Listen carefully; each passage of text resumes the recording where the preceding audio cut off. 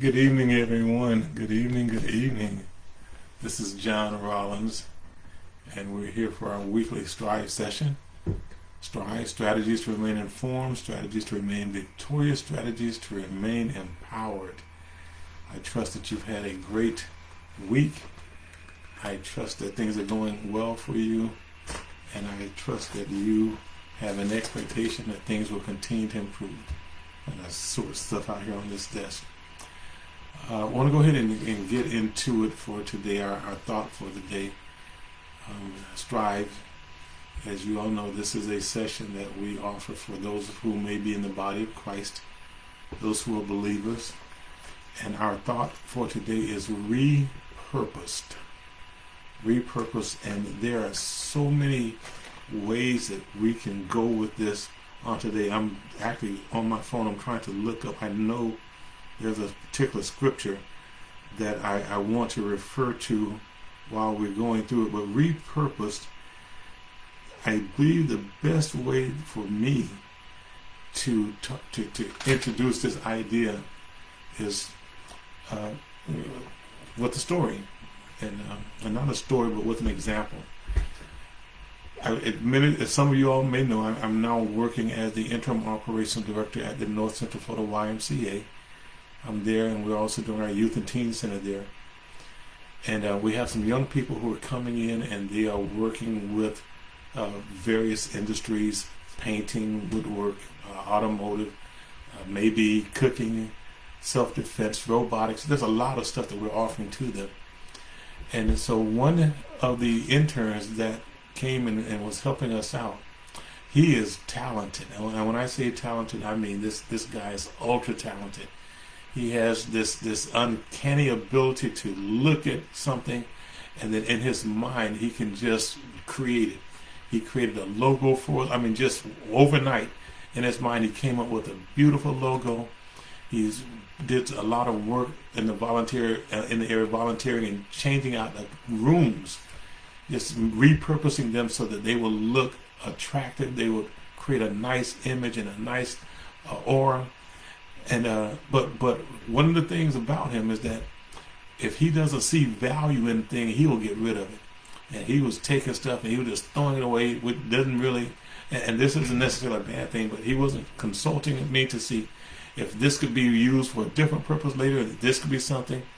If it didn't fit in his mind, a need at the moment, if he didn't see any value in it, he was throwing stuff away, throwing away perfectly good wood. Throwing away, he just took all of the electronic equipment and put it in a basket. He was getting the wires settled up, and so he just had a different mindset, a different focus. And me, on the other hand, I'm from the country. We didn't always have everything we needed. So when something we saw that we could maybe use it later, we would try to figure out how we could protect it, how we can preserve it, and so we differed. We differed in that. But one of the things that was out there was a bench that it was broken. It was broken, and we all agreed that we could not fix it. And so his recommendation was to throw it away. But I knew that we were going to be doing a gardening program for our students, and I knew that we would want to create a raised bed for the garden. And so in order to do that, we were going to need some wood. And I went to Habitat for Humanity and I got some wood to try to, make sure that we had something for the students to practice on. But I didn't have the wood that I needed. And this bench provided me with the wood that I needed to make a bed for the garden. He wanted to throw it away, but I knew that we could repurpose that bench and get some value, some more lasting value out of it. And so I took the bench apart, took all the screws out, and I took the wood, and then I reassembled the wood to make the boundaries, the borders for the bed. I took some of the wood that we got from Habitat for Humanity. We made the base for the bed. We took some paper and we lined it, and now that bed that we made, that bench that we converted, we repurposed into a bed, now has broccoli growing in it, has peppers growing in it, has spinach growing in it, it has cilantro growing in it. And so what was garbage at one point, when it became repurposed, now it is serving value. And so I wanted to talk about how we can take situations and we can repurpose those, because that's what God does. When God says that he spoke through Joseph. He spoke through Joseph. Many of you are familiar with the story, I know. But Joseph was the person who ended up being in control, the second in command over in Egypt. And his brothers, who tried to get rid of him early because of jealousy and envy and some other reasons, they tried to get rid of him. They sold him into slavery. And then it turned out that God used that whole set of circumstances, the whole set of incidents and conditions, to put Joseph in a place where he would be able to preserve not only his family, but the nation of Israel as a whole. And so the scriptures record Joseph saying, what was meant for evil, God used it to position me so that good would come out of it. And now we've taken it and we say what the devil meant for evil, God turned it around for good. And I think that's a play on the statement. But the point is, if you had looked at Joseph's life as he was going through being sold into slavery, going through being lied about to be placed in prison, forgotten in prison by the people that he had actually helped. If you look at each of those incidents separately, I could think that many of us would think, you know what? I don't want to do this. There's no good that's coming out of me being in prison. There's no good coming out of me being abandoned by my family. There's no good that I've been forgotten by my colleagues. All the stuff in my heart, the whole time, all I wanted to do was right. I wanted to stick with my principles. I just wanted to treat people the way that I wanted to be treated. And in every situation, I ended up being the one who lost. I ended up being the person who was forgotten, forsaken, abandoned, neglected, ignored. You put in whatever word you want to put in there. Okay? I want out. I want out. I want to stop this right now. I want to go home and I want to hug on my daddy. If that was any one of us, we could easily understand why we would have that mindset. But God had a different idea, and he had to use a lot of those circumstances to build in Joseph the skills and the characteristics. He had to polish some things. He had to perfect some things so that when Joseph was appointed to his place of purpose, that Joseph would be ready.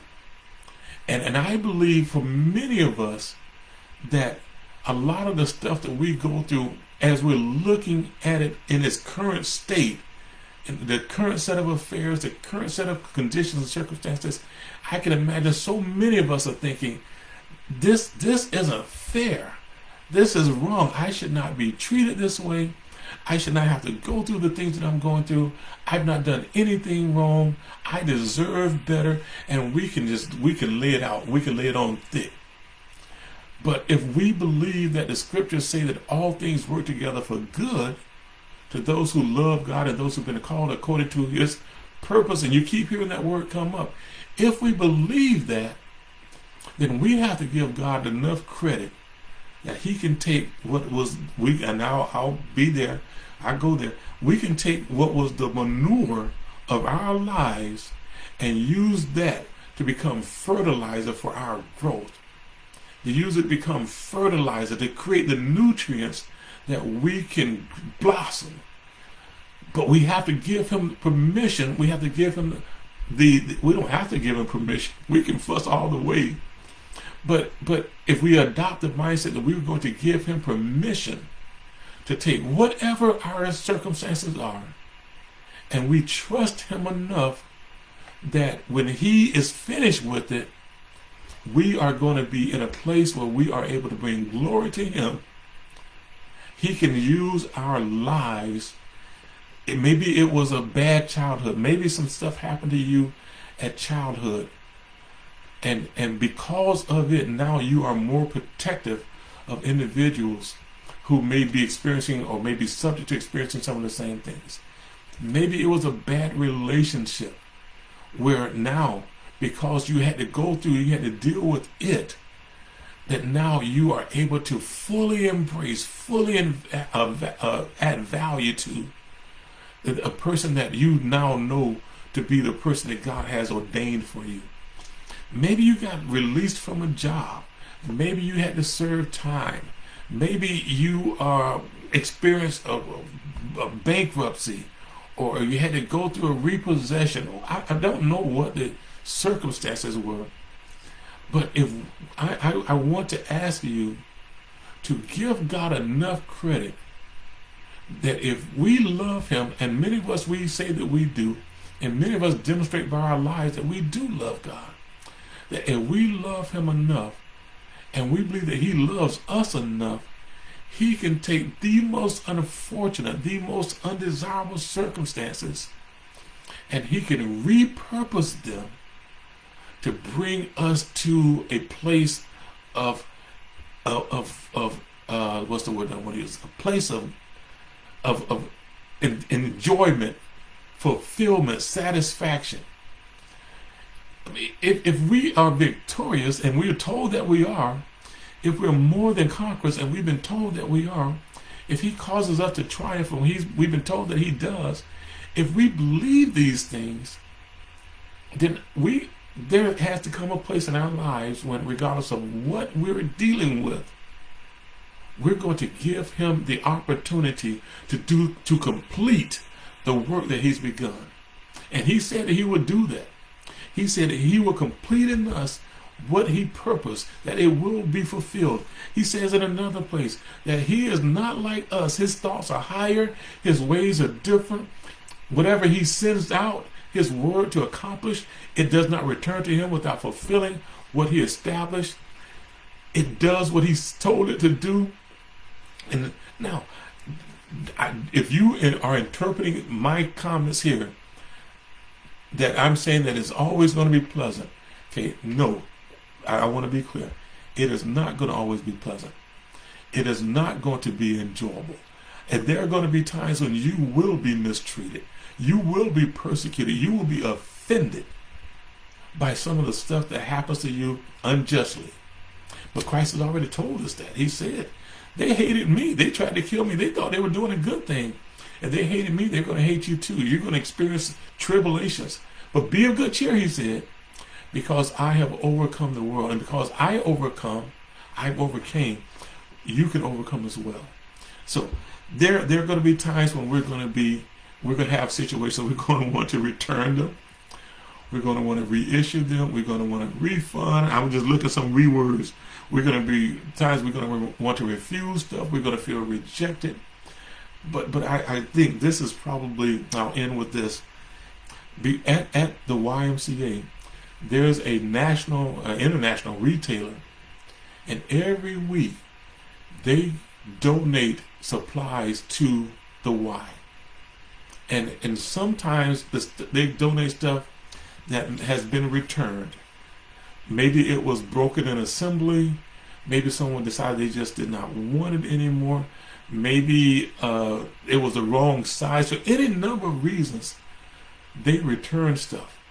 But guess what?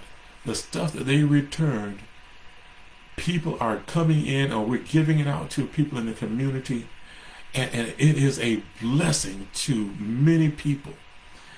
We have beds, we have air conditioners, we have tools and appliances, we have cleaning and beauty supplies, we have school supplies, we even have a kayak and a troll motor. There's so much stuff that somebody else rejected, somebody else returned, they refused it. But because they donated to us, we're able to repurpose what they no longer wanted, and we're able to give it to distribute it to someone else, and it blesses their lives. Coats, socks, shoes, underwear, towels, eyewear. There's so much stuff that we're able to be a blessing to others. All right, and this is my conclusion, but my parting thought with you. If you have been rejected, refused, turned down, ignored, Stay in the process. Stay in the process. And allow God to repurpose you so that you will be a blessing to someone else. Somebody will come along, in my opinion, and I'm not a prophet, but I believe that there's someone who will come along and they will see the beauty, they will see the value, they will see the worth that you possess, and they will take it and they will love it and they will protect it. They won't let it get away. They won't let you ever leave out of their lives. All right. So this is John with the Strive session. We're talking about repurpose, strategies to remain informed, strategies to remain victorious, strategies to remain empowered.